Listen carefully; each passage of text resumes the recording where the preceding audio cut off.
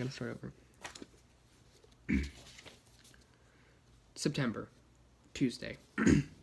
First of all, let me get something straight. This is a journal, not a diary. I know what it says on the cover, but when Mom went out to buy this thing, I specifically told her to get one that didn't say diary on it. Great. All I need is some jerk to catch me carrying around this book and get the wrong idea. Sissy. Punch. The other thing I want to clear up right away is that this was Mom's idea, not mine. But if she thinks I'm going to write down my feelings in here or whatever, she's crazy. So just don't expect me to be all Dear Diary this and Dear Diary that. The only reason I agreed to do this at all is because I figured later on when I'm rich and famous, I'll have better things to do than answer people's stupid questions all day long, so this book is going to come in handy. Gregory, tell us about your childhood. Were you always so rich and smart and handsome and famous? Here's my journal. Now, shoo. Like I said, I'll be famous one day, but for now I'm stuck in middle school with a bunch of morons.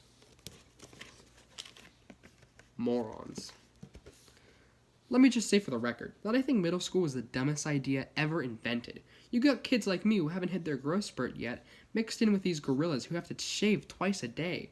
Out of my way, runts. And they wonder why bullying is such a big problem in middle school. If it was up to me, grade levels would be based on height, not age. But then again, I guess that means that kids like Chirag Gupta would still be in the first grade. Today is the first day of school, and right now we're just sitting around for the teacher to hurry up and finish the seating chart. So I figured I might as well write in this book to pass the time. By the way, let me give you some good advice. On the first day of school, you gotta be real careful where you sit. You walk into the class and just plunk your stuff down on any old desk, and the next thing you know, the teacher is saying, "I hope you all like where you're sitting, because these are your permanent seats." Gah!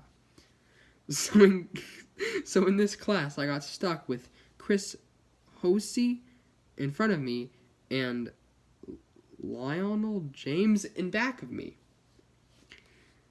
Jason Bro came in late and almost sat to my right, but luckily I stopped that from happening at the last second. Is this seat taken? Yes.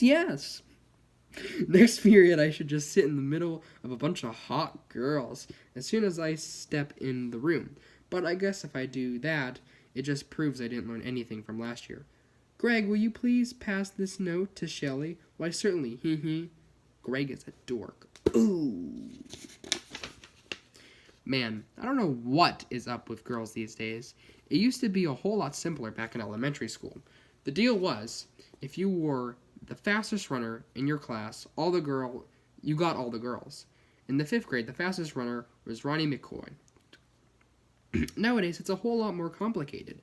Now it's about the kind of clothes you wear, or how rich you are, or if you have a cute butt or whatever. And kids like Ronnie McCoy are scratching their heads wondering what the heck happened. The most popular boy in my grade is Bryce Anderson.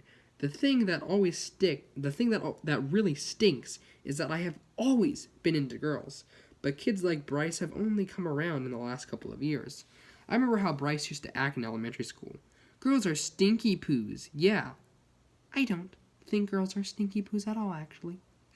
But of course, I don't get any credit for sticking with the girls all this time. Like I said, Bryce is the most popular kid in our grade, so that leaves the rest of us guys scrambling for the other spots.